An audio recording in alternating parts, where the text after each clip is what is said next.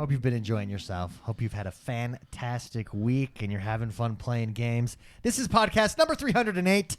We are the XoneBros, your most positive gaming community on the planet. We are all about the Xbox One and positive gaming. As always, I'm joined by the bros, the XoneBros. First, it's Mr. McSpicy. What's going on, everybody? He got poop on his hat. It's not poop. It's mud or chocolate We're or hoping something. it's mud. Oh, you know what? It might be chocolate. Did you eat chocolate? That makes sense. It doesn't look like chocolate, though. I know. What is this, everybody? Yeah. Let's let everybody on stream. Hat, it's a white hat, and it's my favorite hat. We're getting it out. We're determined. Next, it's Jordan. Yes. Hi. Jordan's hello. putting in sprinklers this weekend and other such yard work necessities. Yard work. Chat thinks it's poo. There you go. And last but not least, I am X1. We are the XoneBros. Guess what? What? Guess what dropped? What dropped? A new logo for the Oh, Xbox. yeah, the Xbox Series Series X X. logo. I want to go through and get our impressions. For those of you that haven't seen it, just type in Xbox new logo. You'll see it. It will come up. I did a poll on Twitter, asked everyone's opinion on Instagram.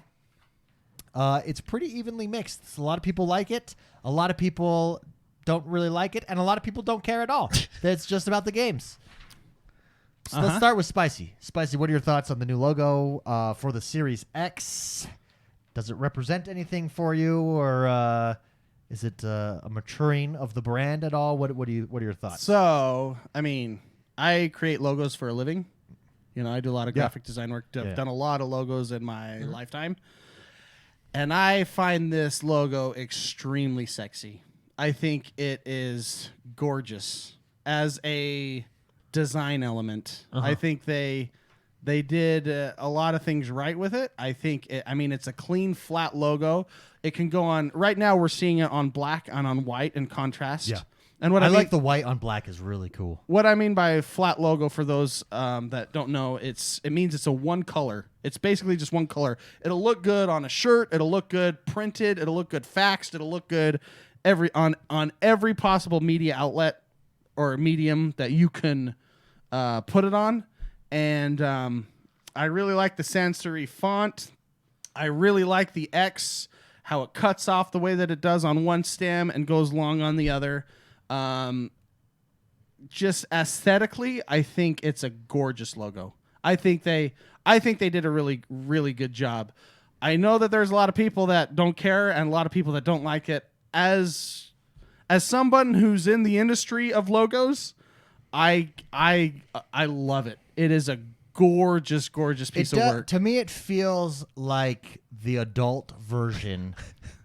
There needs to be 3 X's for it to be an adult I mean, version. like the grown up. It's a mature logo. Like, okay, this is like the next. It feels polished to me. It feels grown up. It feels very, very modern. Yeah. So I like it as well. But Jordan, what are your thoughts?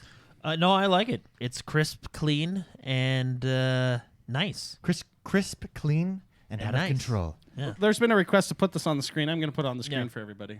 As a person who has looked at a lot of logos throughout his lifetime, I like this one. It's good.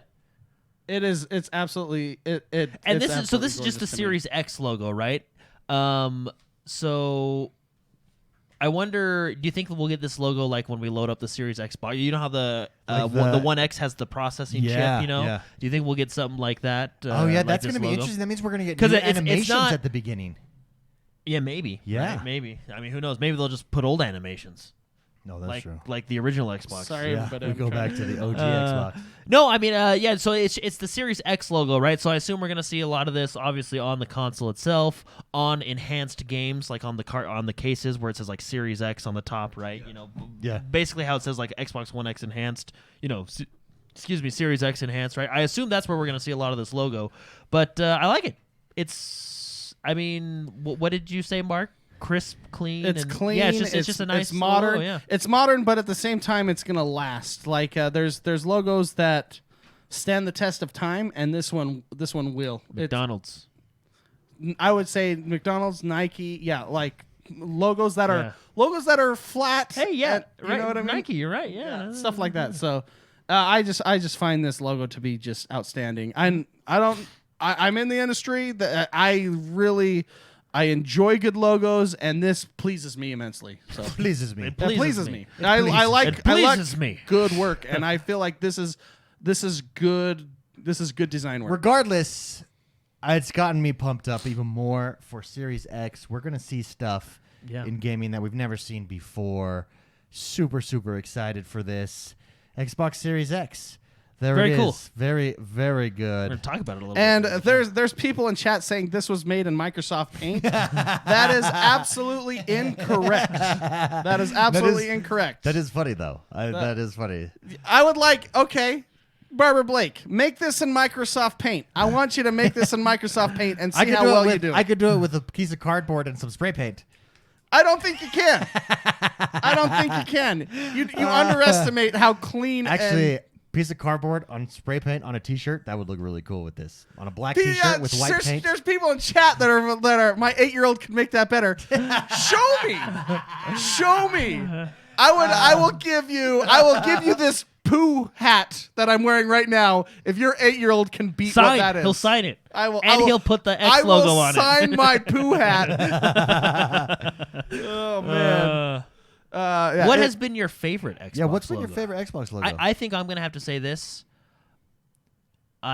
See, this one's good, but I think the 360. Let's pull them up. Yeah, let's pull them up. I say the 360 one because I liked how it was kind of like a ball. You know what I mean? Like Yeah. It was a ball. Well, and and had it the was X in circular. it. It went. And it was white and green. Yeah. I like the white. Yeah, it was kind of cool. So.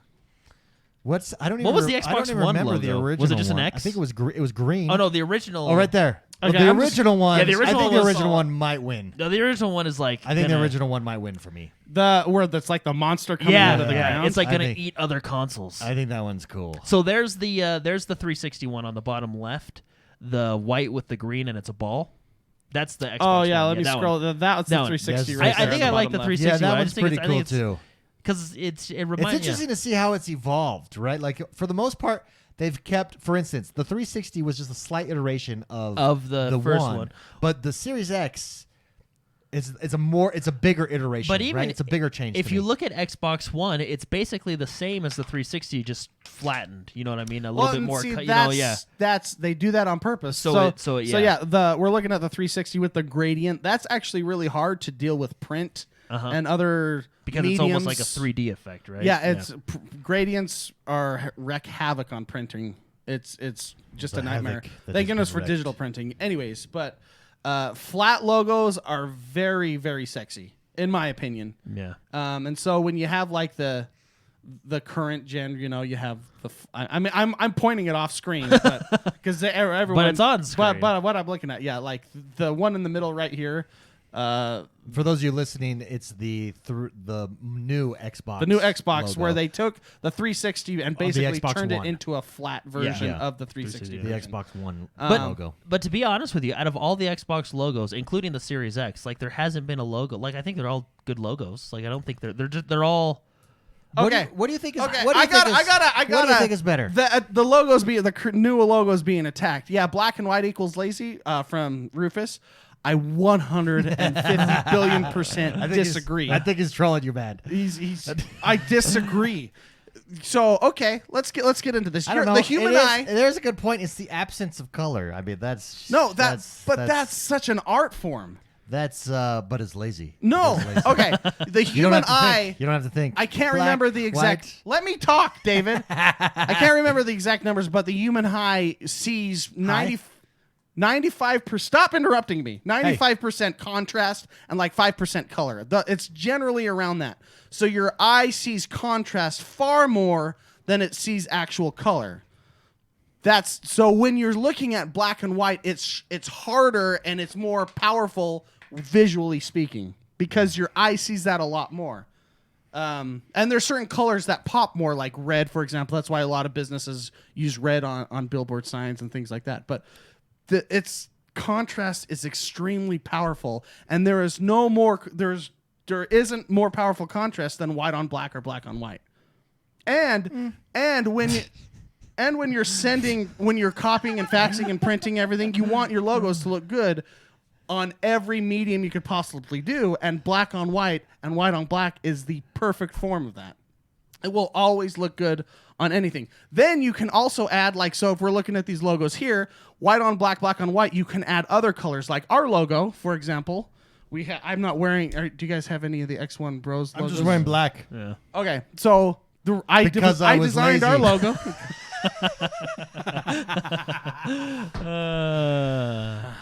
Okay, so our logo is, we can put different colors. Look at the sign in the background right here. It's changed from green to blue. The sign back here in the studio itself. Oh, yeah. We have a blue sign because it was that contrast. I designed it in a way where you can change the colors, which they can do that now. They can throw on a green background with the white or black or whatever. It's actually a genius logo. And if people are saying, if it's so easy, then why didn't you do it? You know, that's what I say to those people that are saying, I could have done it on Microsoft Paint. I think chat's just trolling you, man. Are they really? Yeah, I think you're getting really fired up. I know. I think Because they're saying things. I mean, it's just the same way that I'm trolling you. Like, I think they're just trolling you. Did I defend myself pretty good? Yeah. I appreciated that. Okay. I especially liked I didn't know about the eyes and colors, but that's why contrast is so important when you're doing design work. Regardless. Okay, wait, here I got a question for you. Logo sucks. I got a question for you. Would you rather have a new logo like the Xbox is having, or stick with the same logo, brand tested, like PlayStation is doing? It's not the same logo. They're like changing the number, obviously, but because there was controversy for both. Well, but PlayStation has had the same logo since 1990. But same thing. I think you're not gonna what is the word? You're not going to win everyone over. A lot of people criticize PlayStation for not changing theirs, and now people are criticizing Xbox for changing theirs, right? So you're not going to please everybody. But would you rather, with a new generation, have a whole new logo or a new iteration of a logo, or keep the same one? What do you think is better? It depends. Yeah, I think it depends. There's a lot of variables. It depends on what Microsoft wants to do or PlayStation would want to do. Yeah. If you're trying to create... Okay, I think they're both doing it the right way. So Sony, for example, they're not trying to reinvent anything. They're just coming out with another console in the next generation, or next iteration of consoles. Microsoft is trying to kind of shift what they're trying to do with gaming. Yeah, that's true. So that makes sense that they would rebrand something in a way that's a harder shift to make it go, okay, it's not as it used to be. It's now we're basing our company more on the lines of streaming servicing and subscription service. They're shifting a little bit more than what Sony's trying to do, which they're just trying to come out with it. It's like a refresh of the logo instead. Correct. So it all depends on what the companies are trying to accomplish. Yeah. Regardless, next generation, it's super fun. It's super exciting. Gamer Club is Ori Will and the Wisps this month. Jordan, how are you liking Ori Will and the Wisps? Last week you were a little bit frustrated from the level that you got through. Oh yeah, but you had some rage moments. A lot of those levels, some get up and walk away moments. Yeah. Yeah, it's very exciting, very good. Next month's is going to be Miami. Hotline Miami. Miami. It's just gonna be Miami. It's gonna be Hotline Miami is our Gamer Club. It's not on Game Pass. I know we try to do as many Game Pass games as we can. That was the goal. But with Hotline Miami, it's just such an iconic game that that we wanted to do it for Game Pass. It is for Gamer Club. It is on PC Game Pass. It is on PC Game Pass. Yeah. Oh, there you go. It's on Game Pass for PC. So if you do have Game Pass Ultimate and Game Pass for PC, grab. And Ori was really good. If you haven't played it or beaten it, do it. Do it. I beat it last week. It was really good. Do it all. Do it now. And that brings us the ending to the ending of this discussion to the next point. Are we going to to the news now, or what are we doing? Yeah, we're doing the news. There we go. Okay. Sorry, I know I threw that out of left field.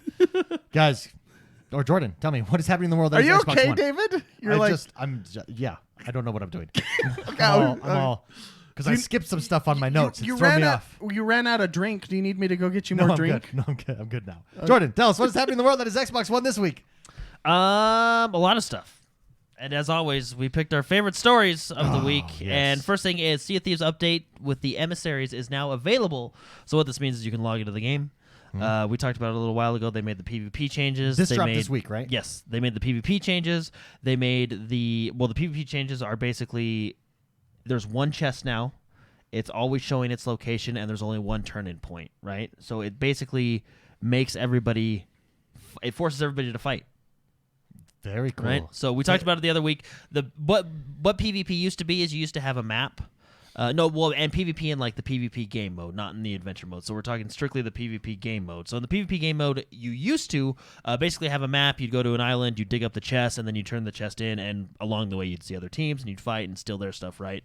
That's what you do. They've basically consolidated all that down to one chest that spawns on one island, and it shows it where it's at. It's like a Reaper's chest. If you've ever played Adventure, it has this flare that goes off, and then it also, whoever has it on their ship, it shows the position of their ship, and there's only one person to turn in, so everybody knows where you're going. So basically, it's forcing people to fight more often, right? So that's live in the update. The purpose of PvP. Yeah, that's live in the update, and then in the adventure mode, you have the emissaries, which basically, with each of the factions, you can choose to be an emissary for them, and basically you get more rewards, right? They have kind of a tier system. Every time you do something as an emissary, you get like a mark on this little gauge that they have, and the more, as you fill up that gauge, you'll get more rewards, more money for all your turn-ins at the end of the night. They also did add a new faction in adventure mode, which is the PvP faction. Basically, their job, if you become an emissary for them, is to go and kill other people.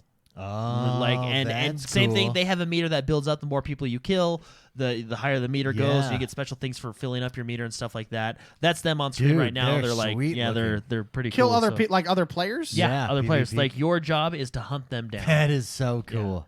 Yeah. And that's, Do you get That any can't be legal. Do you get any bonuses? Like, I guess pirate. Do you get any bonuses like if you're doing their quests, they will make it easier for you to find other players or anything like that, or no? Sorry, say that again. So like if I'm trying to level up, I'm doing a quest from these guys to go hunt down another player, the emissary, right? Do they show me where other players are on the map? I do not believe it looks like they do. Yeah. So that is actually when you pirate. yeah. So no, that's a never mind. They're all pirates, David. so when you get when you reach the highest tier of the emissary, as that meter shows up, I believe it shows everybody on the map. Oh, but you have okay, to have to work up to it, right? Oh, okay, that's cool. That's a cool emissary, though. That's a really cool concept because that's the point of the game. Uh-huh. And that's showing everyone on the map right there in their ships. Yeah. Oh, that's cool. That is good. Yeah. Now, I believe it shows if you're a regular ship, it'll show the PvP emissaries when they're coming after you and stuff. Basically like a Reaper's mark almost. I believe. I'm not 100% sure, but I think. Anyway, but very cool update. Sea of Thieves. There you go. Yeah, that is awesome. Sea of Thieves is one of the best. We say this every week, and every time there's news, it's one of the best supported games. It really is. It's like nothing. It's completely different than what it was when it first launched. Before we get to the next story, can we just talk real quick about Red Dead Redemption 2 coming to Game Pass in May? It has been announced that Red Dead Redemption 2 is coming to Game Pass in May. Grand Theft Auto 5 is leaving Game Pass.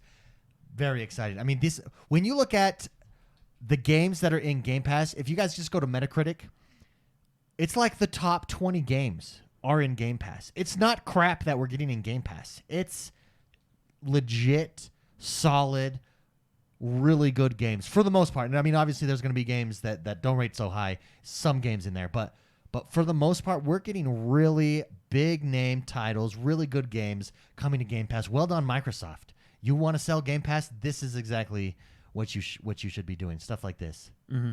I mean, not to mention all your exclusives are going to be there. But having Red Dead Redemption 2 on Game Pass, it's coming to May. So if you've never played Red Dead Redemption 2 and you've been thinking about it, May, 1 month from now, is going to be the time to do it. Game Pass is the best deal in gaming. It's $10 a month, and it's basically Netflix for games. You get access to over 100 games, and it's all of Microsoft's first-party exclusives, and now Red Dead Redemption. So Grand Theft Auto will be leaving, but Red Dead Redemption 2 is coming. Doing a quick trade around. What is the deal do you think they had to make with Rockstar to get both of their big titles on Game Pass? Well, I mean, Grand Theft Auto 5 has had a lot of years under its belt, right? So it was just, you know what, we can inject it with more players. I'm sure it helps. I'm sure because they're making so much money off of their online mode. And now Rockstar wants a bigger player base because you're going to get players that you wouldn't have had before now playing Red Dead Online. Yeah, oh, that's true. So yeah, that's very true. I mean, it benefits Rockstar just as much as Xbox, if not more, because you're getting a new flux of player base playing it, and then they're Yeah. going to try out Rockstar Online, and they're going to be like, oh, there's you know, I can get a season pass here or whatever, you know, or Yeah. whatever. What do they call those things? Where you spend $10 and get the new pants. Oh, like the new battle pass, but it's Battle the Pass. Outlaw Pass. The in Red Outlaw Dead Pass. Redemption, That's yeah. what it's called on this one. The Outlaw Pass, right? So Yeah. that's how that's basically Rockstar's monetary method at this point in time for this game. And so you're going to inject new players in to get that as well. So I think, I don't know how much, you know, we'd have the no deal idea is what the deal is, specifically, yeah. but it's helping Rockstar. Yeah, so it's a mutual benefit. lot. It's definitely a mutually beneficial agreement then. I mean, a situation. Regardless, Game Pass, it's the future, guys. It's Microsoft. It's super cool. It's funny those shot that you're showing right now. Yeah. I did not do what is happening in this to this guy. That is hilarious. I think I just shot him. Like this guy's like saving his life. I'm pretty sure I just shot him. Anyways, I think that's a huge story. Moving on, there's a big Battlefield update. Yes. And one of the biggest news stories of the week. Battlefield has decided to end support for, or DICE has decided, and EA have, or whoever, DICE, right? Whoever's in charge. DICE, they have decided to end official support for Battlefield 5. No. So what they're doing... Sorry, go ahead. Well, I just want to say that's huge, right? Like for those like, oh, well, it's been out for a little while now, but really hasn't. Yeah. Keep in mind, Battlefield 4 is still supported, correct? Well, so it's still. I mean, Battlefield 4 was supported longer than Battlefield 5. There you go, yeah. And it's still got a huge player base. Is Battlefield 1 still supported, or is that? Well, no. So once they move on to a new game, they officially. Oh, I mean, they okay. support it in the fact that they keep the servers Yeah, running, yeah, but yeah. no new updates, right? Okay. Battlefield 4, I believe, was supported a lot longer than Battlefield yeah. 5. Well, they had to because they needed a year to fix it. Yeah. That's true. And then Battlefield 4 is still one of the most played Battlefield games, right? I mean, it's really good. Yeah. It's one of the best, in my opinion, now that it's fixed, right? So Battlefield 5, what they're doing is they're coming out later this summer with one final update. That final update is going to give us new content, new weapons, and stuff like that. They didn't say anything about a new map, but they did show a picture of a desert map that kind of looked like North Africa-ish, right? So, you know, maybe we'll know more as summer comes. They did say they're going to keep up on their anti-cheat stuff. So That's good. Yeah, I mean, of course, right? We don't want cheaters. Cheaters suck. So cheaters suck. They do. They'll keep up on their anti-cheat, and then I think they're going to do a little bit after that major update with the community servers, which will be nice, basically give more options. But basically it's going to be one big final update in the summer, and then they will be obviously shifting their focus somewhere else, which everybody assumes it's going to be the Battlefield that's coming out in 2021, which I believe EA announced a Battlefield. The next Battlefield will be released in physical year 2022, which ends up being end of year 2021. And have they announced? I can't remember here. Have they announced a time period that they're going for the next Battlefield? Is it modern or no? what? I think they need to go modern. I actually think the Battlefield. This is just my opinion. I think Battlefield. I think it does well in any era, but I think the best era for Battlefield is modern. Because you got the full weaponry of a battlefield, right? You got modern tanks, jets. I mean, Anything post 1983. Yeah, That's how. I mean, that's really a cool 80s game. an 80s. Yeah, so with Bad Company. it'll be really interesting, especially seeing what like games like Modern Warfare are doing right now. Yeah. What Battlefield is going to do. Battlefield is a really interesting story because they basically hosed their launch. Yeah, they did. Well, yeah, they did. Yeah. I'm trying to defend them, but they did. Yeah, you can't media wise. How do you defend stupidity? Yeah, it was pretty stupid. Media wise, they kind of messed up their launch, and then technically, I mean, it didn't seem like the game was quite up to snuff. You know what I mean? There was a few issues here and there. Then overall, it's really good though. Well, yeah, I mean, mechanically, it was a really good Battlefield, right? Like, I personally liked the attrition stuff, like where it was a little bit more hardcore. I agree. Anyway, then they came out with Firezone, which kind of hyped the game for a week, and then they decided to completely abandon that game mode, which was another bummer, right? They advertised as a live service, and then you'd get like an update here, and then I think they came out. I think they came out with an update, and then 6 months later, we finally got a new map. Like, as a live service game, you're usually rolling out content a lot quicker. I mean, take Call of Duty, for example. The reason I say Call of Duty is because I feel like Call of Duty they got it is together. obviously a similar game. It's a first-person shooter, and I feel like the studios are comparable in size and scope because one is Activision, one is EA. Well, like, they got have it the back funds together. to do it, right? I mean, they did. They Call really of Duty, did, yeah. Basically, this generation said, we're back. And then the one thing I think that Battlefield 5 lost was that sandbox feel, which I think Call of Duty Again, Call of actually Duty found. implemented, yeah. But anyway, they brought it back with the best update yet with the Pacific, where it felt super sandboxy. It was good. The Pacific maps was way fun. Well, more sandboxy, not super sandboxy, but it had more of that sandbox feel. The maps were great. The gunplay was great. Everything was high. It was new map. You're playing as the Americans and the Japanese, right? It's just a fun thing. And then about 2.5 weeks after that, they did the TTK changes, the time to kill, which were just awful. And then a week after that, they brought them. They changed them back. No. 2 months after that, Oh, they it took changed 2 it. months. But yeah, and that's the problem, right? So like, I don't know. It almost feels, and it's a shame because Battlefield is probably one of my favorite franchises. Yeah. Because I think it's just a fun game. But it feels like there was no. With Battlefield 5, it feels like there was. They were shooting by the hip. Yeah, it feels, but it They're just but like, it wasn't. bang, bang, bang. But it wasn't sticking. Like usually when you shoot by the hip, something sticks. You know what I mean? But Well, I think it's the same as Forza, right? Forza Horizon 4, I think you become a victim of your own success, like when you've not, you can do no wrong. Forza Horizon 4 is still really good, but some of the best driving mechanics in any game. It just wasn't the complete package that Forza Horizon 3 was. But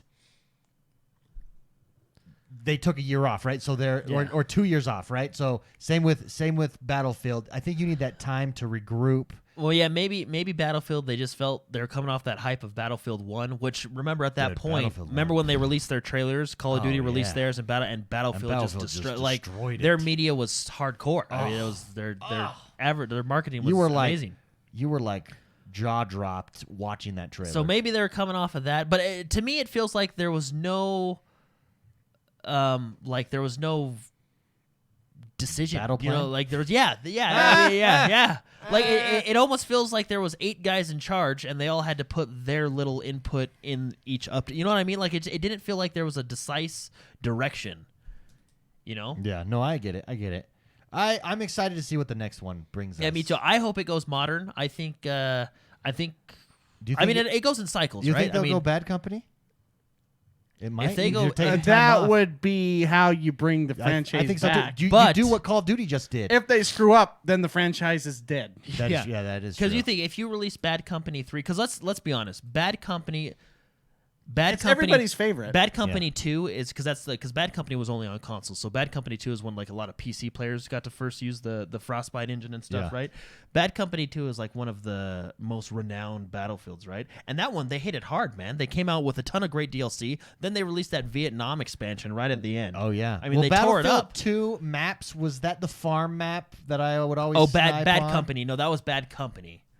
Bad Company 2 brought back a couple of those maps. I think they brought back the farm map. Maybe, I don't know. I just know that they need to bring back that golf map. Dude, what they should it's the just best bring map back ever. bring back the best maps of every Battlefield. Yeah. That's how you do it. Now, here's a question. Or just make good maps. Dude, I'm That learning could more and also more. work. Yeah, Here- but I think that's really hard to do. I have agree. never I've always been like, well, why don't you just make a good map? But now, as in my old age, as I'm thinking logically and realizing, like for instance, Vigor, there's one really good map, and the rest are average or suck balls. It's very difficult. I remember watching a Jeff Kaplan documentary on how they make Overwatch, Yeah. and how they made characters for the maps and how they made the maps for specific characters, right? And I remember him saying how difficult it was to have a flying character and still have the map all the maps balanced while incorporating a flying character that shoots rockets. Yeah. Right? So you have to take into effect every possible gun, every possible attachment, Well, every I think possible in a Battlefield, you've got vehicle, vehicles, yeah. every possible, everything involved to make the map balanced and still have it work. And it's, I get it. It's hard. But They should just make it. They should just make them good. No, I'm hoping the next Battlefield. I hope it leans more towards Battlefield 4 because that one had. You don't want to go back to Bad Company yet, or you think they should? Well, go I mean, back I just hope it leans more towards Battlefield 4 in the fact that in like guns and weapons, because and the modern customization time. in Battlefield 4 was really good. You could customize everything, right? Yeah. And everything had a distinct plus minus. Like, okay, I put this scope on, I gain this and lose this. Was and you really like, and I like that because then you can really fine tune and customize your gun to the way you like, right? Yeah. They had destruction, which was good. They had that micro destruction. They had one of the coolest things. That was where you could change the level, right? With the Yeah, big Levolutions. skyscrapers? Yeah, Those were really cool when you activated them, and those are cool. I like when they add things like that because you have that feature, but then you don't tell people how to activate it, and then you just got to figure it out. You know, Yeah. people figure it out within like 3 hours, though, but still cool. Gamers, they Yeah. poke holes. Anyway, so yeah, Yeah, Battlefield. One last that's- update. on. We're That's moving really on. kind of disappointing, then, right? Is what you're getting Well, at? it's disappointing, but I think But it makes sense. But it's it time. makes sense. Yeah, It's like when your old dog dies. if they're. But is it an old dog? This is a dog that I guess had one mean, leg look, and arthritis. I would have liked to seen like Right? yeah. It's not that old. I but would it's been have. hit by a couple cars. Yeah. Okay. No, they ran that into a car. I'd be honest. I would have liked to see because I still like Battlefield. I'll still play it. Right. I don't think this is a bad game. I think it's kind of in a decent state right now. I mean, let's be honest. It's no Warzone, that's for sure, and that's what's pulling my attention away from Battlefield. What is, right? What is really? No. If they're taking all their resources and focusing on them on the new game, that's fine because I think like people I mean I'm disappointed, but it also like with the track record of this game kind of makes sense. Like it's like Just put the dog down. okay. Yeah, Put it like down. so. But I mean, and I would have liked to see like the Eastern Front, like the Russia and stuff like that, or maybe like American German battles and stuff like that. But I mean, one last update, we'll see what it has, and then we'll just go from there. And hopefully they just tear it up on the next one, Battlefield 6 or Bad Company or whatever, right? But let's hope they do it right. I think EA is taking the approach that Blizzard is taking. I think they're retooling. Like Is that a good thing or a bad thing, though? No, I think it's a good thing in the long run. It's short-term pain for long-term success. Gain. Ooh, I like that. Short-term pain for long-term gain. No, just in the respect that, for instance, they've had so much success. Sergeant Reaper just said the only game they care about right now is Apex, and I think to a certain extent that's true. They took the creators of Apex and put them over larger responsibilities within EA, right? Well, look Well, how they took good the head guy, right? the head guy, yeah. Put him, and I think that's the same thing that kind of Blizzard is doing and saying, hey, he knows how to make good games. Let's put him in charge of other games That traditionally make us lots of money. yeah, that he can help make good. Right? Because All right. Like well really said. good. Like I mean, and I think Blizzard is in that retooling stage as well right now. And so we'll see what happens. I mean, with you EA. have a really good IP here. Because think about Battlefield, Well, right? Battlefield has clout. Every time, like when you think of Call of Duty, who do you think Call of Duty's competitor is? It's Battlefield. Yeah, you don't There's think no you don't one think else. like it's Halo or it's No. really it's because they're always usually kind of coming out at the same time. I mean, I know Call of But Duty is comes it out every really year, Battlefield? whereas Battlefield doesn't. No, yeah, traditionally, yeah. But we have new players now that we didn't have 2 years ago, Yeah. 3 years ago. What I'm trying to get at is I feel Battlefield has a name, right? No, it does. And I feel like if you make correct decisions, then the next Battlefield can be good. Well, and the thing Successful. is even Successful, with yeah. all of the mistakes they made, it's still got a very strong player base, and it still had a ton of success. Yeah. right. Like that shows you the power of the brand. Less that is success Battlefield. than it could have had. Yeah. Lots of less success. I mean, take a game. I think something's happening because if you look at DICE, right? DICE is over Battlefield and they're over Battlefront, right? They're not giving up on Battlefront and they support that game just as much as Modern Warfare. That is a live service game because they're supporting it constantly. You're constantly getting updates. You're getting patches, fixes, different build. You know what I mean? All this different stuff, right? Same studio, right? And similar. Issues at the beginning and stuff like that with kind of having the launch being rough and, people not liking the whole star card and all that stuff, right? But they're fully supporting that game, right? Why are they not doing that with Battlefield 5? Either the person in charge of Battlefield 5 is just really stubborn and wants his decisions in, or I don't know, I think they're working on something new. You know what I mean? I think they're just saying, hey, let's just leave this as it is and let's make the next one. Yeah, no, I think they're retooling. Battlefield is like Miss America, who showed up to the competition and didn't shower or comb her hair or put on makeup, standing next to the girl that did come to the show, That has good hygiene. that has great hygiene, and said, "You guys don't like me. Screw you." Well, you're standing next to the girl that's smoking hot. Like, yes, you're still hot somewhere under there, but she's showered. What a great analogy, See? David. And that's yeah. Call of Duty. Right? See what I That's, did yeah, there? that's Call of See what I Duty. did? Or Apex. See what I But did? see, Another EA game that's just, yeah. I'm but here. see, and that's I'm why here for relatability. That's why I help mean, make this show relatable. That's why you have a point. Like, is it a bad idea to bring back the Bad Company title? Right? No, I think they bring it back. Instead of Battlefield 6, right? It's Battlefield Bad Company 3, right? Well, they Now- better do that within my lifetime, or they're going to lose their player base that enjoys Bad Company. I think Yeah. you do what Modern Warfare. But see, and that's Modern Warfare did it, right? You just come back and say Call of Duty Modern Warfare. I think you just come back and say Battlefield Bad Company. well, you could put Remake. remake. And this is it. Like, I think you come back You can under put a that 3 title. by it. No, I don't think you need. I don't think you put Because a you number can, next to it. because the thing with Bad I Company don't 3, like numbers. the thing with Bad Company, right, is you have the single player, and the thing about that single player is you really don't have any limits because it was kind of a joke. Yeah, and I think that gives you an advantage. Yeah, exactly. They Yeah. could do it like the first one was really good because it was just like, well, we're in war, but what if we let's go go get steal some those gold. gold bars over there? Oh, okay, yeah. And it was good, and the gameplay was fun, and it was right. And then in Bad Company 2, they got a little bit more serious, but they still had that fun, like they were more special forces, had but still it's still flair. they still had that Charm. flair. It Yeah, had charm. that, it Yeah. had that Bad I Company think charm. you double down on the charm for your campaign, right? And then multiplayer, you make multiplayer like Battlefield 4, because Battlefield 4 multiplayer, as it stands today, You think it's the best? I do. Oh, wow. Dude, this tank is do. tearing up that Dude, plane. I'll tell you what. Look how impressive the game is. Like, I mean, we've been watching this tank here for like good 15 minutes, and then boom. Like the correct He hits every shot. formula is still here. Like, look how entertaining it is. Look how fun it is. It still is sandboxy. It still has everything that makes Battlefield great. They just kind of messed up with the planning of it. And again, it's still a successful game. Lots of people still like it. We still like it, but it's not what it could be. Yeah. Yeah. Run a comb through that I hair. do think this is just me. I think What a great analogy, David.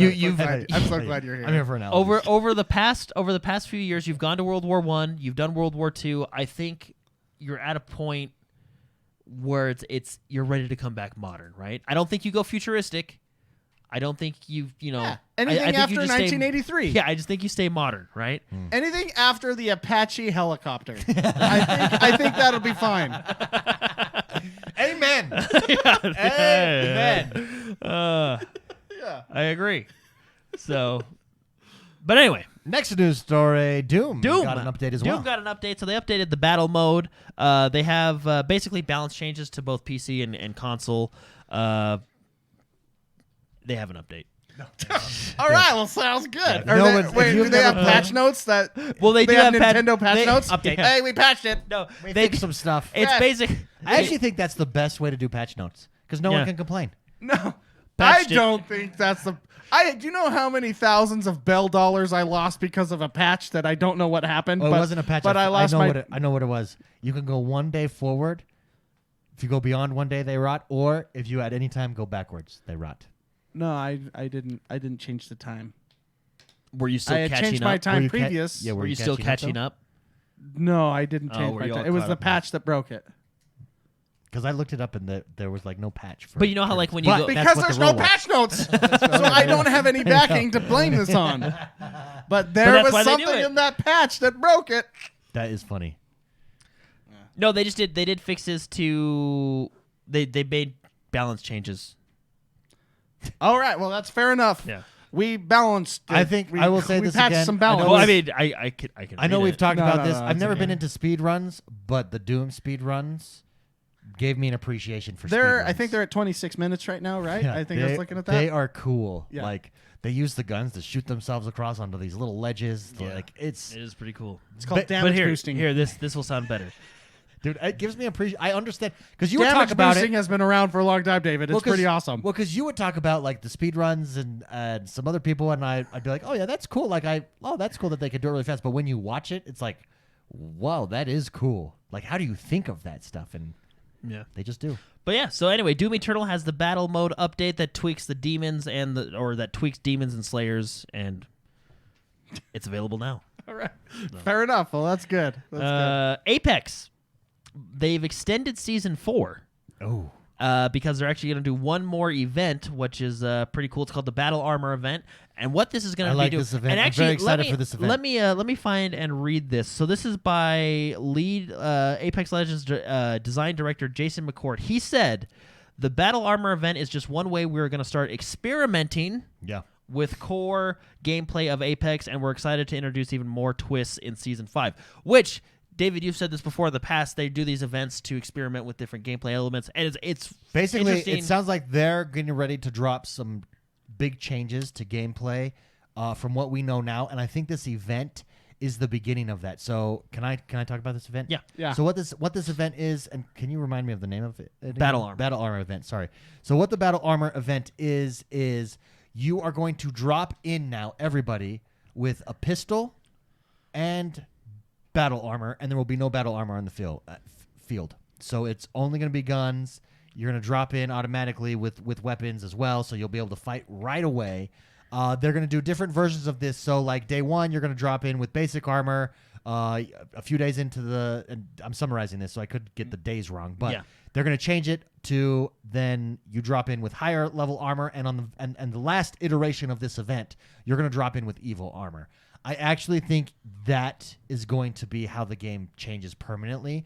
That you drop in with Evo armor is gone and you drop in with a pistol. It does two things. I think it encourages you it rewards your armor for damage, for giving out damage, thus encouraging you to fight, thus encouraging more aggressive gameplay. More plays. Making the game feel...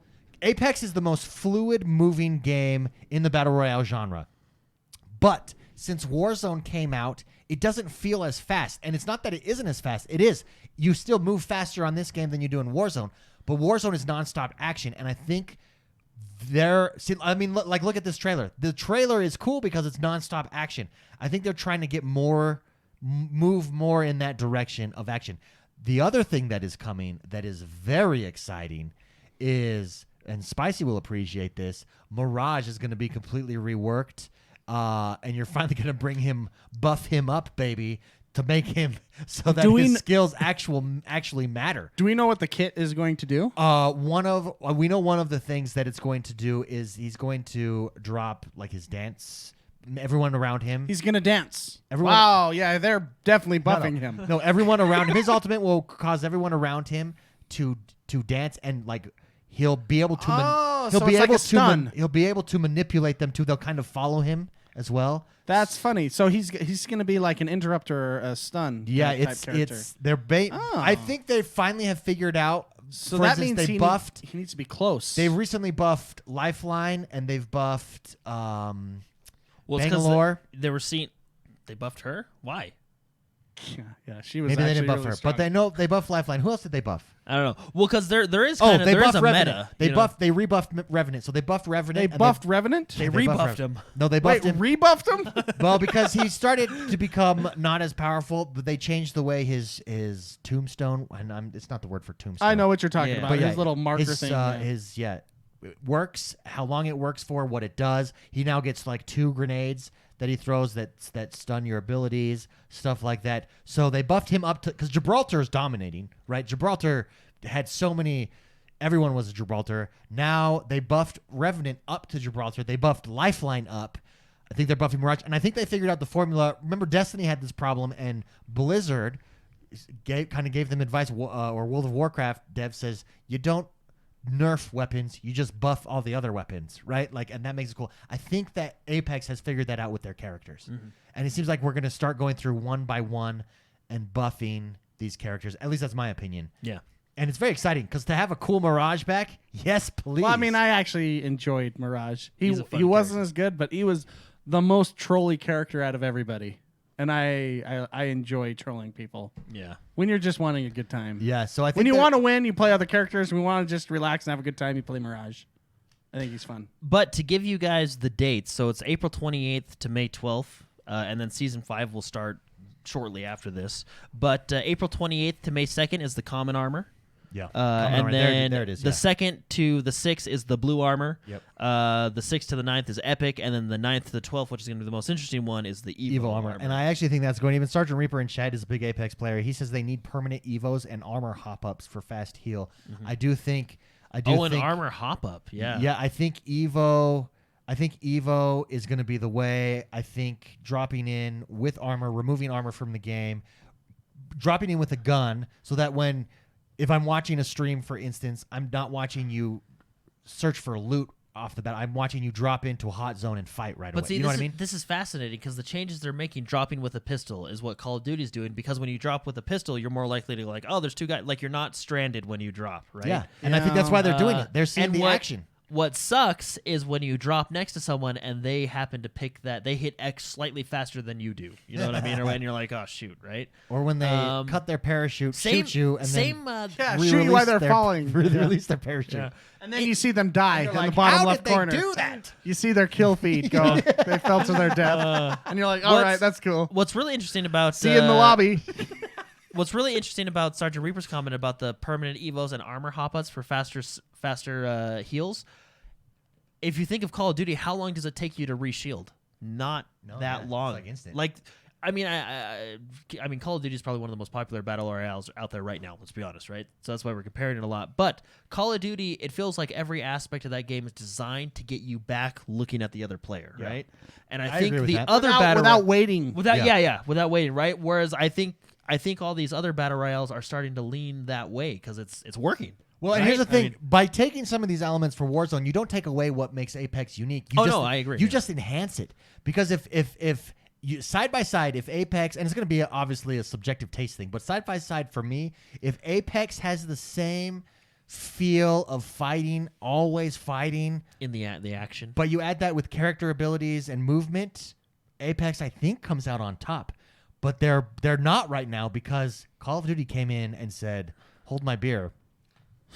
Check this out. Hey, Chuck, see what Apex, watch this. Hey, Chuck, hold my beer. 150 Hey, Chuck. players and you can come back from this thing, the gulag. Yeah. And when you die, you still fight. You still, Still fight in a really trashy bathroom. Yeah. The next thing I think the next thing after they do these maps, the next thing is maps. And Season 5 is going to be very interesting. And I actually think Warzone, again, showed us how you do maps. So instead of having a bunch of separate maps like PUBG, I think PUBG's done it wrong. I think Warzone, you just combine all your maps into one giant map and increase your player base. Mm-hmm. Like, I think if you had Kings Canyon and World's Edge combined, and you... What do you mean combined? You make it one big King's map. Edge. You merge them, and you don't just put them side by side, but maybe merge them somehow, make it a little bit bigger, maybe you add some players, and then every game, depending on where the circle goes, you're deciding ultimately what map you're playing on for the most part, right? Because they're merged. Yeah, but when you add players, you'd mess with the infrastructure of the netcode, and that's when things get laggy, potentially laggy, and latency issues and stuff like that. I actually don't mind the Apex, was it 60? 60. But I mean... Well, you don't have to increase player base if you don't make the map bigger, but if you can merge them somehow without doing that, I think is what... I gotcha. Like, merge the best parts of each of the map, right? And make it one big map. Yeah. But speaking of Call of Duty, they're talking about doing stuff too. Oh, what are they doing? They've came out and said, "Hey, we're gonna fix the cheating issue." So I don't know if you guys have noticed this, but there's been a lot of cheaters in Call of Duty. That's nothing new. Yeah, especially in Warzone, right? So what they're doing is, starting this week, players in Warzone and Modern Warfare who report suspected cheaters will receive a confirmation in-game when that player is banned. Now, basically, what that means is you can report players that you think are cheating, and then, of course, I don't think, it's not going to ban them right away because, that would be everybody who gets shot and doesn't win a fight is just going to say the other person's a cheater, right? Obviously, whoever's in charge or whatever is going to look at this and then decide if it's a cheater or not, right? And then they'll go from that point. But you will be notified if that player's banned. I actually think this is a good step because then if you do catch cheaters, and there are some blatant ones out there. Like, if you guys have seen the clips, I pulled up just like random this guy right clips. here who's just destroying everybody. No, I think he'll see. Yeah, you'll get like. See, we're watching streamers right now play against hackers. Yeah. Most likely. And you can there's some ones where you're like, Well, that guy just has they're good flying across the world in a tank or something. There's some weird. Well, stuff. and just like the beaming like through what it's crazy, right? So additional measures that they're taking are they're deploying additional dedicated security updates. So basically, try and make it harder for cheaters, right? Okay. They're updating. This is the good one. You always got to do this in every game, I think. And Titanfall started this.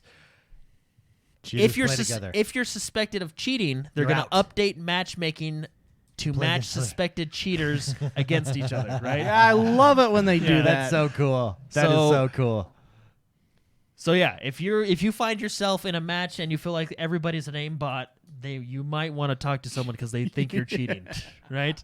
Also, they're increasing resources across backend tech studio, and basically they're increasing resources to stop cheating, right? Okay. Now, the reason this is in the news is because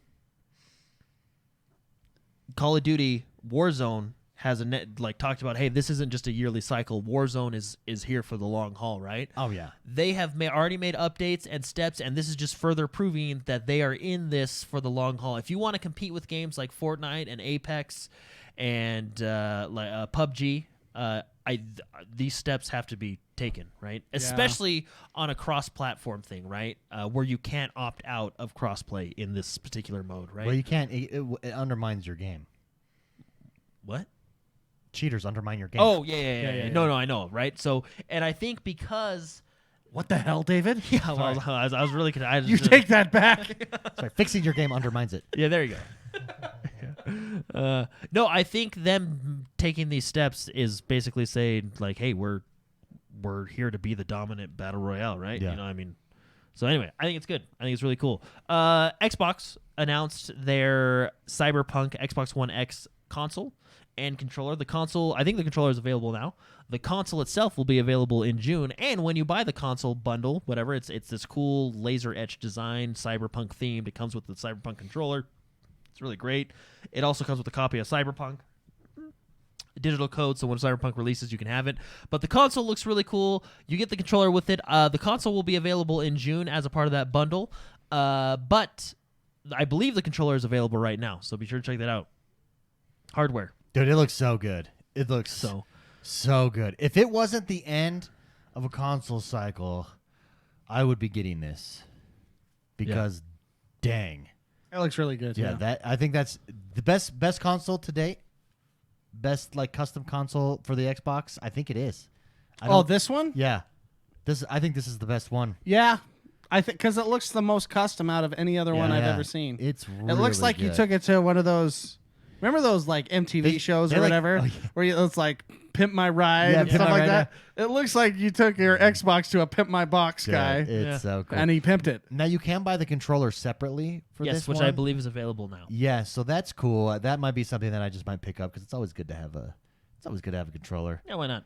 Do you guys ever use anything except your Elite controller? Not anymore. No. Yeah, me either. When I do, it's like, oh, this sucks. Yeah, the Elite 2 I actually wish it's legit. I wish they had design labs for Elite or some type of custom. bet Do you want to spend $400 on a controller? I would. Yeah. I would, yes. Yeah. If they had design You labs. know you yes. would too. No, probably.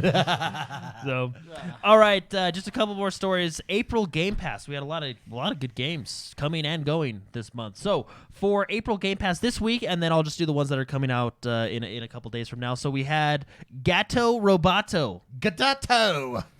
Mark, I actually think this game might be a little up your alley. It's about a cat in a robot suit, and it's a side scroller. Platformer. Yeah, platformer. Sorry. All right. Yeah, I love platformers. Cool. cool. Platformer for pussies. Is that why it's right up? No, robot I just thought pussies. cats. You jerk. I just thought You cats. a-hole. You like cats? Big one, real big one here. Did Actually, you guys plan that joke together? no, I read actually- that, man. Yeah, That's he what comes just, out of his brain. he just threw it Man, out that's there. next I didn't know. level. I just thought of you because of cats. That cannot be That was like a replicated. bump set spike, and I couldn't do anything about it. So the next one, a big one, Yakuza Kiwami. Yakuza. Yakuza Kiwami. It's available April 22nd, which is now, right? It's April 24th. Very cool. because I believe this is the Hey, what's first up, guys? game. Benny here. Sorry. Hey, Betty. Betty Central. Yeah, I'm trying to pull up some stuff on this. Yeah. Okay. Anyways, Yeah, this is cool because I believe this is the first Yakuza game in the series. It originally was on, or I think it was on PlayStation 4. Now it's finally coming to Xbox and on Xbox Game Pass, which is great. I think Blake mentioned this one to me earlier this week because I hadn't seen it yet, and it looks like a good time. It does. So we also have Deliver Us to the Moon.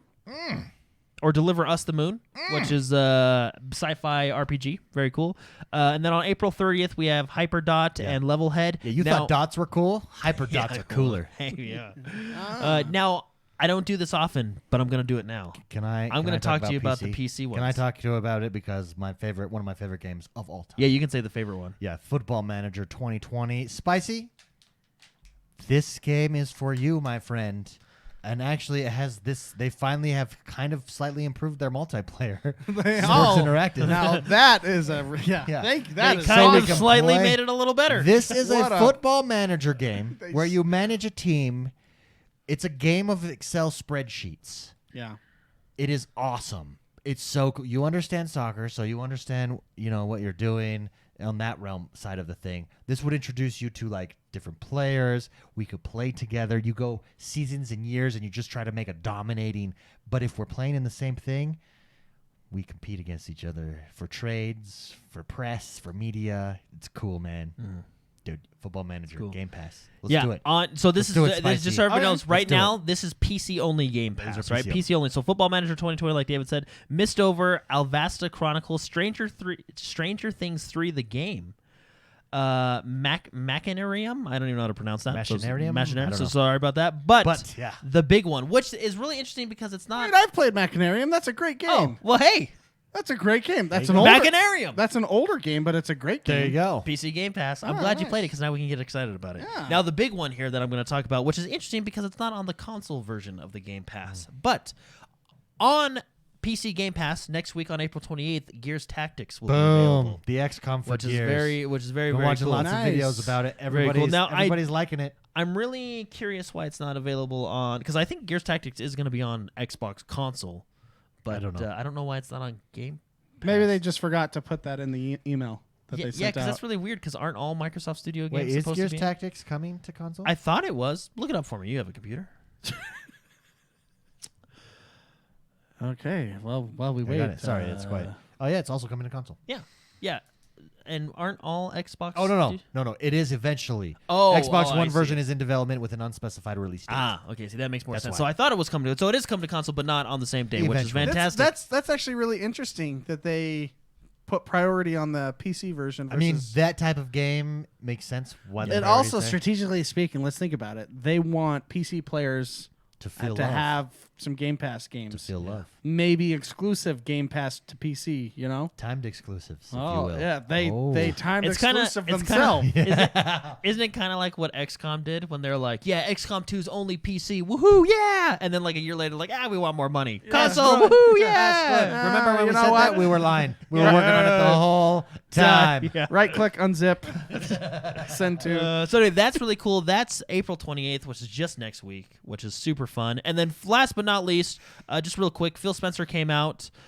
Basically, looks like we can expect to hear additional details on Microsoft's next-gen plans relatively soon. Yeah. Basically, Phil Spencer tweeting out some things that we're going to, We normally would be getting ready to gear up in 1 month for E3, so you got to imagine over the next month we're going to hear probably from both Xbox and PlayStation. If not, we'll find out dates of reveals for both Xbox and PlayStation.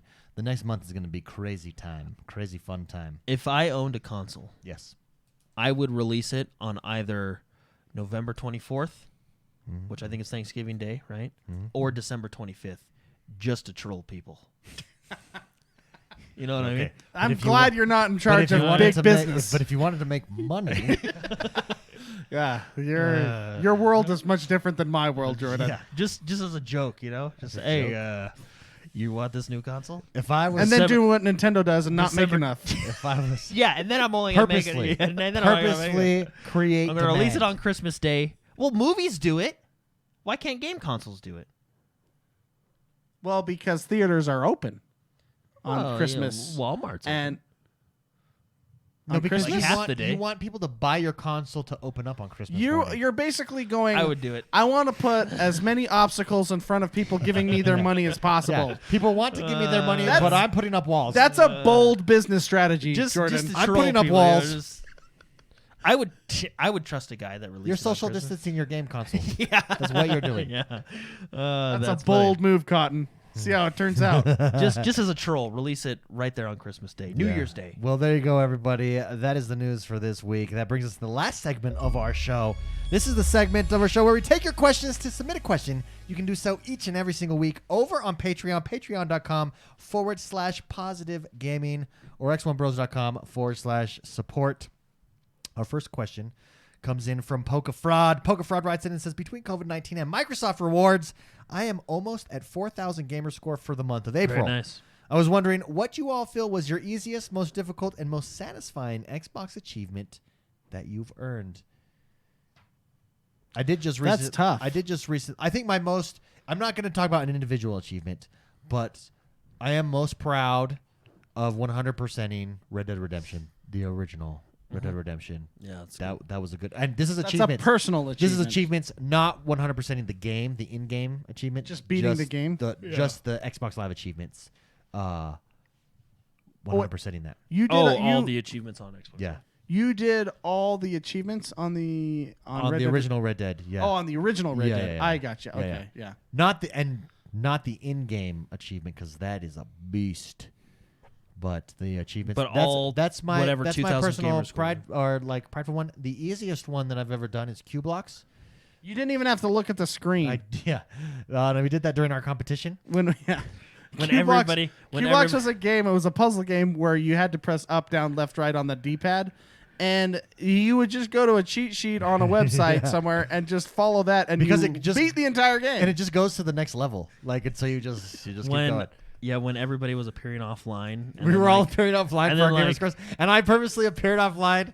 And then you see like in your feed, like, oh, I see you're playing Limbo. Like, oh, interesting, spicy. How did your achievement jump?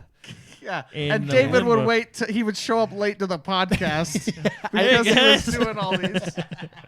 That was fun. Most recently, one that I'm excited about and that I enjoy was I did 100% vigor.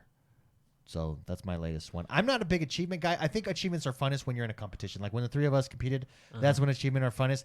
Achievements like a nice thing that like, yes, I got. But for me, it's when I'm in a specific competition with people that it makes it fun. Yeah, it's when you start appearing Yeah. offline. I would say any achievement you do on accident is the easiest ones. Yeah, that's true. The hardest ones for me, I would say, is any. How about those like Halo Skull ones? Did you do Well, those? that's what I was going to get at. The PvP achievements. Yeah. And I was actually really annoyed with some games because of how they did this.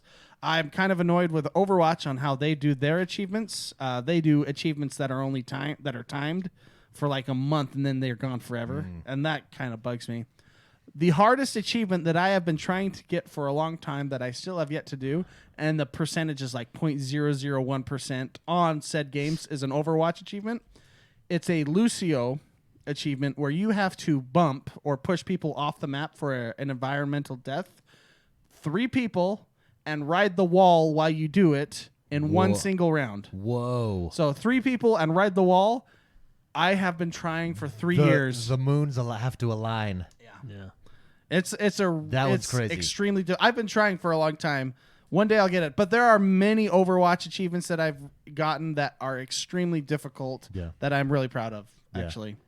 I mean, you're talking in-game achievements. Yeah. Yeah. And I think a lot of times the in-game achievements are much harder than the Xbox Live achievements. Although there are some hard Xbox Live. wait, achievements. in game? No, this is Xbox. Those are one and the same.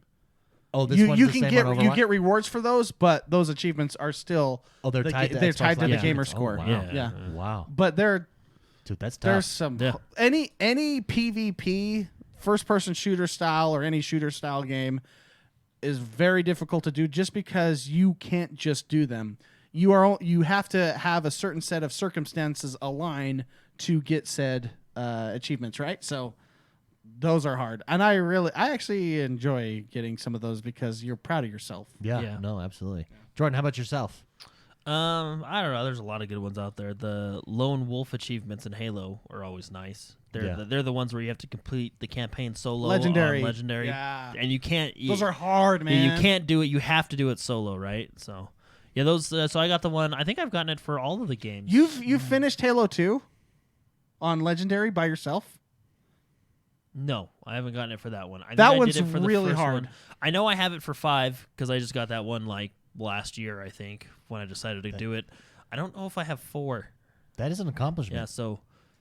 Yeah. Halo 2 is really hard. There are some parts on that map Where or you're in the just like, game. how do you do it? How do you do it, man? Those little guys can shoot how about the like head. the MMO achievements? Are those difficult? Or just time or like the Witcher achievements? Well, The Witcher's more if you follow the campaign, you get them all. Yeah. With a couple secret achievements. I invent my own achievements for The Witcher. Well, didn't you get there? Wasn't there an actual achievement to like do all the brawling, right? So yeah, there's a couple side side quest stuff. there, Yeah. So, but there isn't an achievement for getting all the Witcher gear from the different schools that they have. yeah. And so I had an Excel spreadsheet, and I was collecting all of those, all like full sets of gears. You have the school of the wolf, the school of the eagle, you know all those kitty. schools. Yeah, and those that wasn't an achievement, but I made my own achievement.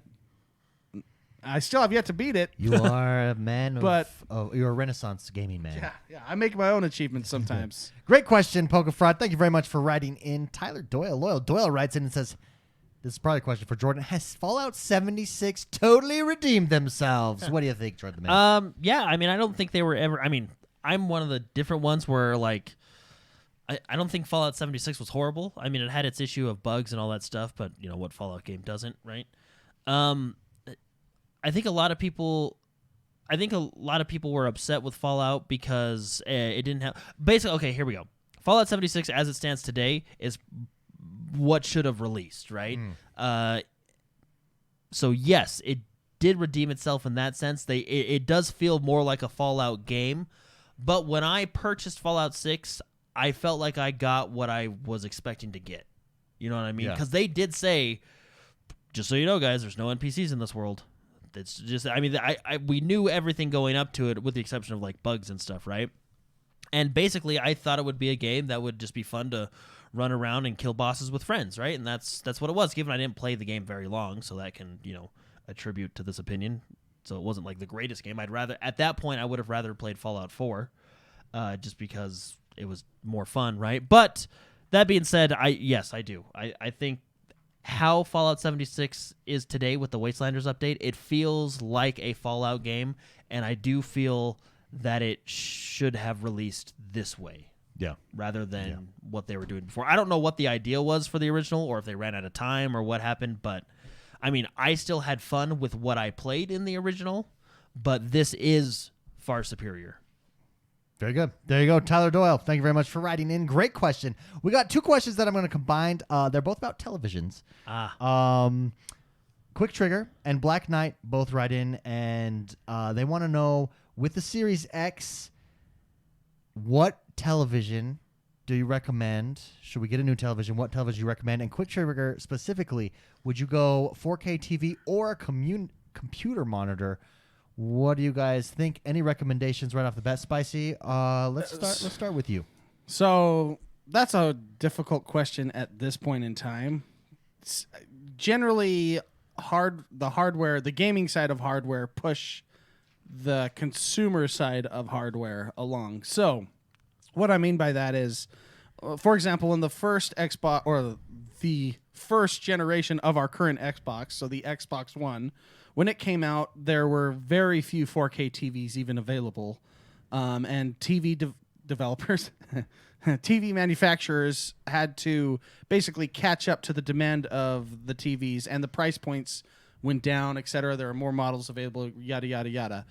This is going to be the same because we now have consoles that have potential 8K power, right? So, and frame rate you're refresh gonna rate, yeah. that is a big deal too. Yeah, the refresh rate. Generally, you don't see TVs that have 120 hertz. That's just very, very rare. Monitors, however, do have that. If you're going to buy something now, I would lean towards a monitor, just because monitors you future-proof yourself a little bit. a little bit, yeah, because of the refresh rates available to that. And you have monitors whose sole purpose is gaming. Like it's Correct. great created for gaming. Also, if you're at a desk, monitor is the way to go. I would start if you wanted to have that Series X have its potential, get a monitor with a high refresh rate, at least 120. They bounce around. There's 145. That monitor right there is 165. The big boy PCs play with 240 or higher, right? Those are some really expensive monitors, but at least get that. Definitely get HDR. Stuff. Just get a gaming monitor and do the research on that monitor to make sure that your PC, a lot of PC players enjoy that monitor, right? That will take you for the first 6 months or so of next year, and then see what TVs are available. I would strongly suggest that, because TVs are going to have to catch up to what's available to us. I bet you. So the new consoles were released of holiday this year. The time to get a new TV will be holiday next year. Yeah, and they'll all be on sale. They'll all be cheaper. That's what happened with this generation, and everybody upgraded. It was really good. Yeah, what's extremely exciting about what's going on with these new monster consoles that are coming out is the fact that they're going to be pushing refresh rates on TVs higher than 60. Which is really interesting. That's because if you have ever played higher refresh rates and then have gone back to lower refresh rates, you realize. I mean, Jordan says it best all the time. He gets it. I get why people come across. PC Master Race come across as arrogant douchebags. I used to think like, oh, why use the power for 4K? Use it for something else or whatever. And then I went from 4K to 4K, native 4K, and I was like, oh, that's why. Oh, that's why. And same with 60 to 120. Right? When you play first-person shooters, and other genres are a lot more forgiving, but specifically first-person shooters, you can feel a difference in frame rate. Once you go forward. You can't necessarily feel. I mean, let's talk about like GoldenEye from the Nintendo 64 days. That has like 17 frames per second. It's awful. But at the time, it was totally fine. Then you go back and play it, and that's how it feels dated, is it's just so choppy. This is going to be the same this way. We're going to taste the glorious fruit that is high frame rates, and it's going to be awesome. And it's really cool that these consoles are pushing that into the TV and to the consumer, the big picture of everybody, the masses, so to speak. And that's actually really exciting for gaming. Yeah, no, agreed. Great question, Black Knight and Quick Trigger. Well done. This one, let's start with Jordan on this one. Bridge City Gamer writes in and says, if the rumored Xbox Lockhart is a 4 teraflop machine, does Microsoft risk diluting the argument for teraflops being the gold standard for console performance? Where does Lockhart fit in the Xbox versus PlayStation conversation? I think it fits in the same place the S fit in. Yeah, I agree with that. I think it's the exact same thing, right? You had the Xbox One X for people that wanted the most power they can get out of a console, and then you had the Xbox One S for, your kid's Christmas present because he likes to do Minecraft or so. You know what I mean? Like, I think it's a perfect introductory console. Yeah, I don't think it dilutes it. I think it would dilute it. It doesn't dilute it because you couldn't do this if you were not the most powerful machine in the world, right? Like if PlayStation was more powerful and you're coming out with 2 less powerful machines, it wouldn't work. But since you have the most powerful machine in the world, you can come out with this other medium machine, right? To an extent, yeah, but at the same time, you're going to have what's going to be driving these sales is the price points of the different powers. And you're going to have people that are going to just want to be able to play the same games, they just don't have means to buy it. This one will still be more powerful than the Series X. Correct. So which is a lot of power. One X. Series X is the new. The One X. Yeah. Which is right now the standard. So I mean, it's still an upgrade. It's a great thing that it gives. I mean, it allows more gamers to just enjoy gaming, if they were all at those price points of the super powerful Super Saiyan hardware, then we would have a lot less gamers out there. Yeah. One, the idea is to get them into the ecosystem, Correct, right? yeah. So And it's more powerful than the current most powerful generation or console, yeah. ever right now. So, I mean, it's great. Either way, you're winning. Yeah, great question, Bridge City Gamer. Thank you very much for writing in. Exploding Pop Tart writes in and says, "Hey, bros. I hope everyone is well. As I turned 41 on Monday, I started thinking, first of all, happy birthday. Yeah, happy birthday, right. Exploding Pop Tart. Yay. I started thinking, is there an age where you are too old to game? No. He said, my kids work circles around me in most shooters, so I stick to my RPGs, going back and playing Knights of the Old Republic. Oh, solid. And Final Fantasy VII. You guys are playing some Final Fantasy VII. so good. Really good. Feels like gaming is age agnostic, but just wondered what your thoughts were. Be well and keep up the good work. Thank you very much. I agree with you. I think gaming is age agnostic. I think we are the first generation of gamers, mass gamers, right? Like there were obviously gamers older There than were gamers us. in the 60s. Yeah, but not like there are for us, right? Like Yeah. we're, I think, this first generation. I think Pop Tart, you represent Exploding Pop Tart. You represent that generation, first generation of real gamers in the modern age. And I think gaming is here for forever. And I think all ages, it's going to be this. It's like movies. All ages can watch movies. All ages will be playing video games going forward. Yes. Was that his question? Yeah. Is it age agnostic? Yes. Yes, Hey, I agree with you. can you help me? This is gonna make me sound really stupid. Go ahead. Define agnostic. Oh, so agnostic is, so for instance, if someone's an atheist, they believe that God doesn't exist. If someone's agnostic, They're open to the idea. They're open to the idea they don't know. Okay, right? Like, I gotcha. Okay, It's that's what I thought it was, neither but I here- just wanted to make sure. neither here nor there, right? So age doesn't matter. We right? got a Like, college guy over there. They're the eh. yeah. No, it's an eh. Yeah, it doesn't matter. There you go. Joel Reed, thank you very much, Epic Pop Tart. Great question. Joel Reed writes in and says, I've been gaming a lot more lately, and I've been trying to branch out and try some new genres and find some new experiences. I'm seeking advice on online/digital card games. What would you recommend to try? Both as a noob, I've never played Magic or Pokemon, and as a best experience. Most of my gameplay is Xbox, but I have a decent laptop, and I despise smartphone gaming, so help me out. My happy place is a couch, a controller, and a big screen. Amen. Well said. Well said, Joel Reed.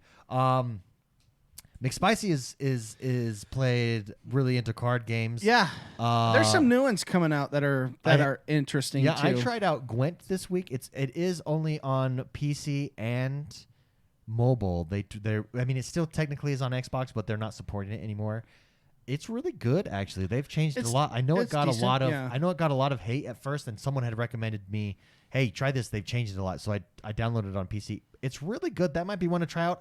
It's a little bit different. It's a different type of card game. Spicy, what would you say? Let's start for a newbie. What is a good one? So I'm gonna be very biased because I really, really enjoy Hearthstone. Although I really enjoy Magic as well.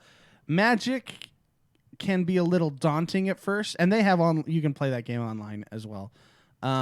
It can be a little daunting to learn the rules at first. The nice thing about the digital version is it kind of goes through and teaches you tutorials on how to do it, and you can pick that up pretty quick. If your friends play Magic, it's really fun. Then you can actually start having discussions like, oh yeah, my fire deck can kick your ass. Yeah. You know, stuff Well, yeah. They do have Magic Arena now, right? Which Yeah. is the Is newest that in- card is that game. in beta- Now, beta? unfortunately, that's not on Xbox, right? Only the old PC. Magic card games are on Xbox, and They suck.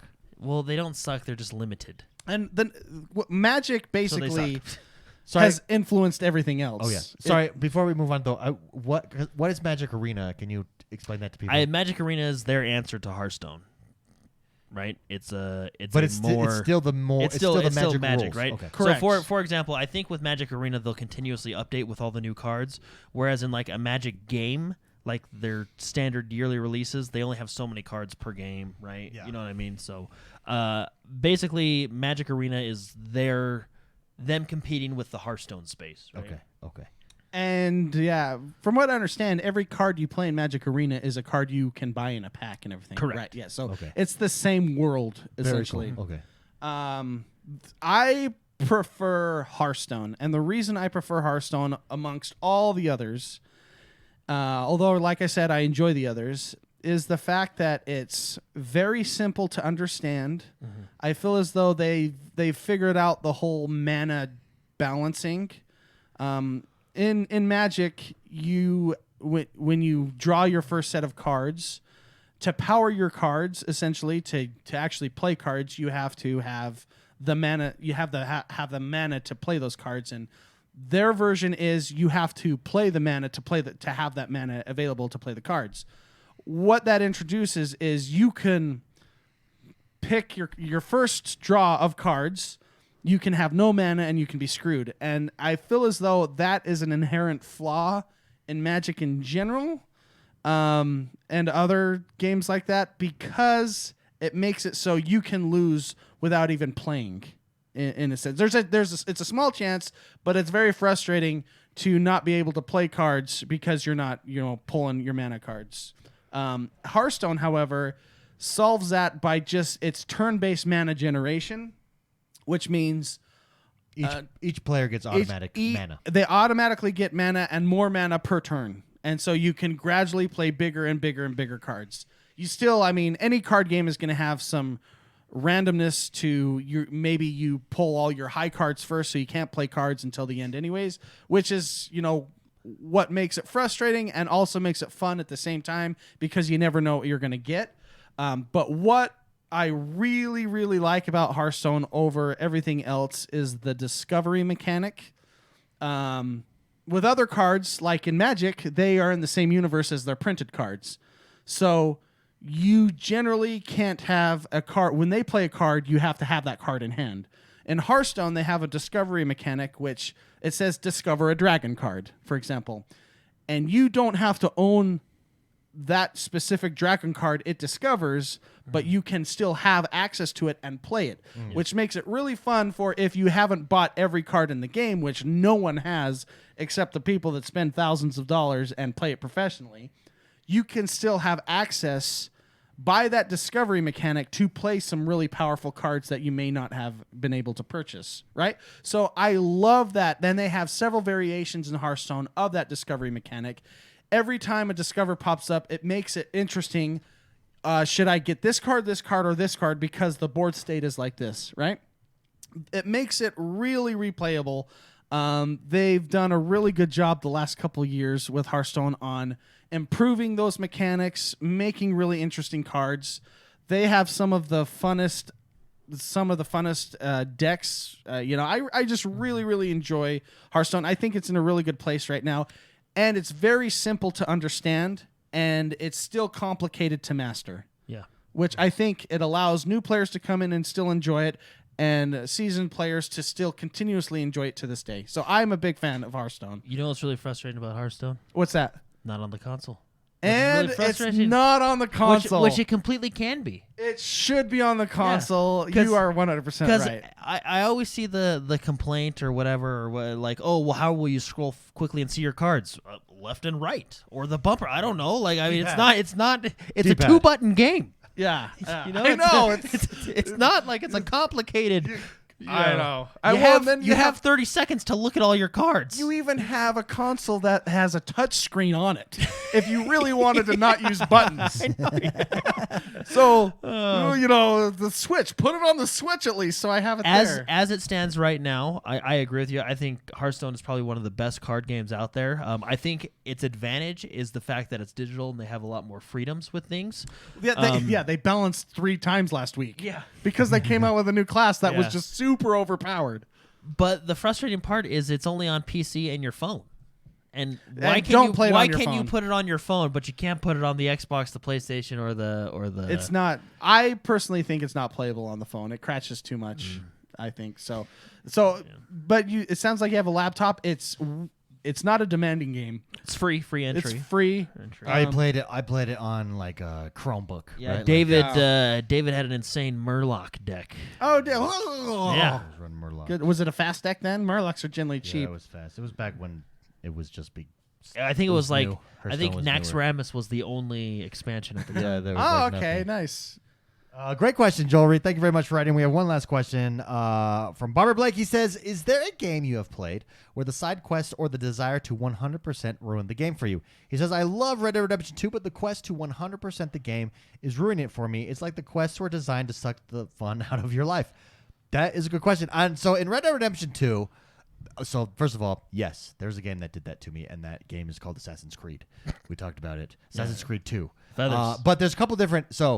So in Red Dead Redemption 2, there's a couple different 100%s. It's like Grand Theft Auto. It's the same thing. In Red Dead Redemption 2, there is 100% achievements, which have I done? I think I've done 100% achievements on Red Dead Redemption 2, or if not, I'm close. Then there's the in-game 100%. You haven't on 2. Okay, I haven't. Then there's the in-game 100%, and on the in-game, and that's different. The in-game 100%, and this is like they actually track it. There's a 100% tracker. Mm-hmm. I'm at like 92% on that. I might be at 97% actually. You were pretty high on that. Yeah, pretty high. I'm very close, and I just stopped. I can't even remember what I had to do, but it wasn't very much. I think it was hunting was the last stuff that I had to do. And I know that's where Blake's hunt one of every species. Yeah. But then there's the actual. That's like the game telling you you've done everything we've intended you to do. But then there's the actual 100% where you complete every checklist that's in that game. So it depends which one you're doing, but you got to know that if you know that going into it, I enjoyed 100%ing Red Dead their 100% meter. Mm-hmm. I don't think I would enjoy doing all of the checklists because that's more tedious. But it's a game that if you take it at your own place, it could be fun. But no, there are games like that, and you just got to know that Grand Theft Auto is going to be the same way, right? That's going to be something that does that. Witcher is going to have some of those same mechanics. Any of those really large open world games. That being said, on his thing, he's talked about side quests. The Witcher has the best side quests. Side quests in any game ever. Game. Yeah. What makes Red Dead Redemption's side quests and stuff hard is it's chapter based. So if you miss something in a chapter, you're screwed. Like the plants on the island. Yeah, like the plants on the island. You gotta take your time on that island. But for the most part, I think Red Dead Redemption, for me, was enjoyable for that 100% part. The collector's part, like going above and beyond that, that's difficult. Yeah. That takes time. Every game that the in-game meter 100% that I've tried to do, like I did Red Dead, I did Undead Nightmare and stuff like that, right? It does wane on you. Because it's just you're just grinding. Like from that point, at a certain point, it's just a grind. Yeah, when right? you get past, especially when you get past the quests part, and you're doing skin 12 animals, right? Like or it's not even that, it's like 50 animals, or one of each animal, which ends up being so many animals, right? So I mean, I think it's with any 100% meter in a game, which is generally open world games. It's just like Assassin's. It's just when you're going for that, at a certain point, let's say after 75%. From that point forward, that last 25% is essentially a grind. Yeah, I mean, I think I do think I'm at 97%. Now the drive is just the fact that you just want that number, right? Dude, because when you get I wanted that number in Red Dead, there's actually an achievement, an Xbox achievement, the first Red Dead, tied to the 100% meter. So it said complete 100% of the game, and then you got that achievement, right? So you had to do it to get the achievement, right? In Red Dead Redemption, the feeling that you have when you do it, it's like Red Dead Redemption 1 or 2? 1. Well, 1. Because I did it. I did everything in 1. Yeah, everything. Yeah. Everything across the board. Yeah, I did the list. I did everything, and I enjoyed it. Yeah. And I want to add to this discussion that if you don't want to, then don't. Like if it's becoming a grind, then just stop. Yeah, it's like when you read a book. I used to try to the book up right. I'm powering through, and then I learned just put it down. Just play something else you enjoy. Yeah. I really like games that do this that I enjoy because it allows me to play the game that I have already beaten longer. Yeah. You know, and I think so it depends on if you really enjoy the game, you want to play it longer.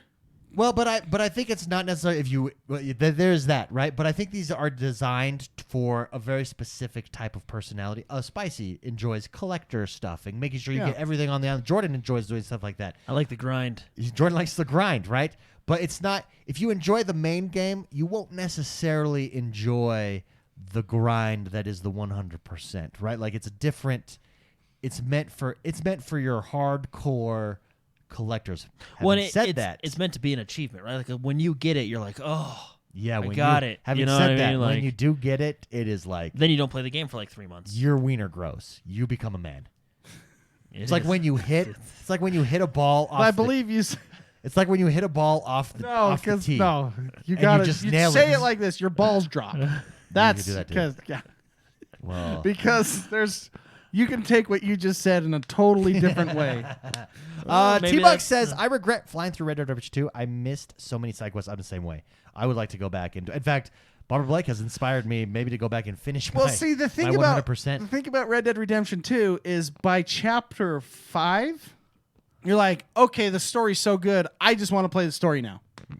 And you just, like for me, and I think a lot of people play this way, we were trying to do everything. Yeah. But Yeah. then you get to a point where you're like, well, what happens? Well, I think, too, for me, it was, okay, I can't fall too behind in the story of Spicy and Jordan.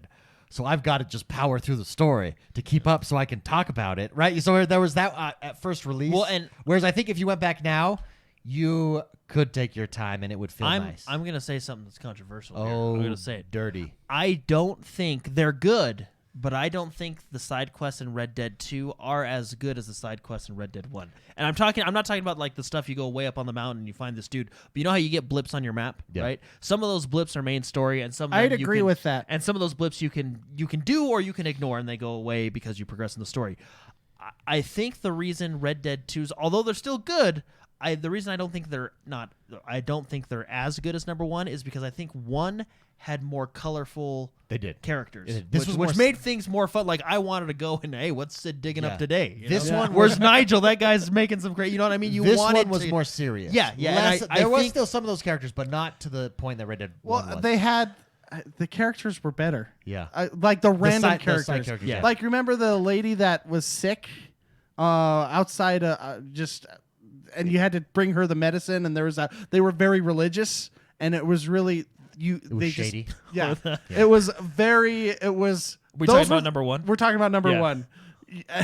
Yeah, there's a lot of things that happen there that those are super side random characters, but they had personality and you wanted to find these people often. Or the inventors. Or the guy that wanted to fly a plane. Fly a Yeah, plane. That guy was exactly. hilarious. And see he his dead flies body. he flies right off the cliff and then he crashes. Well, here's the thing. And you Red, can go down to his body. First Red Dead had what makes Red Dead so good, but it had the tongue-in-cheek more of a Grand Theft Auto. Yes. From Rockstar. Red Dead 2 still had that. Had that still had to it. a much lesser Lesser degree. degree. though. Now that brings along, it's like, for example, that benefits in the fact that I felt like it was a really good, serious story. yeah, the main that- story yeah, when really stuff good. happens, you're like, But whoa. that being said, and I do feel like the main story of Red Dead 2 is better than the main story of Red Dead 1, although agree. Red Dead 1 overall, I does agree. have an epic ending, right? Yeah, I agree. But see, that being said, like the tongue-in-cheek, you're more free with your side characters, right? Like, It was more Grand Theft Auto style. yeah, for example, one of the best side characters in the first one was the mysterious stranger. Yes. Do you remember Yeah. and remember the theories of like, oh, I think it's his dad, or What? you know, what I mean, there was all these theories going, and you'd meet him. I think I met him twice, but can't you like fully meet him like 3 or 4 times? It was or like something 4 that? total Yeah, times. and he he was was random. Yeah, and Like it was interesting. Like he always, he was like, super interesting. Yeah, so but Just stuff like that. Really cool stuff. But anyways, great question, Barbara Blake. Yeah. Thank you very much for writing in. Guys, that does us for today. Thank you for tuning in. Thank you for listening. We hope you guys have enjoyed the show.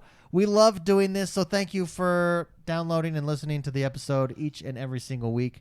We will be back next week. But first, let's play some music to, You got to it. count us out, baby. Okay, you got it. I'll press that button. Usually you say count us out. Spicy. Spicy. Here's a deep diving question. Let's keep talking. can I say something? Oh, yeah, go ahead. So I beat Ori Oh, for good this job. month's game club, and I'm actually very excited to jump into next month Hotline Miami. Hotline Next Miami. week. Hotline I'm starting Miami's on day awesome. 1. I'm starting on day 1. Nice. I'm excited for it. I'm Jordan, excited you've for it. done really good with the Gamer Club. Good job. Yeah. Good job. Thank you. I try. Guys, Are we'll we see you next week. Okay, we're leaving now. So see you everybody. Bye.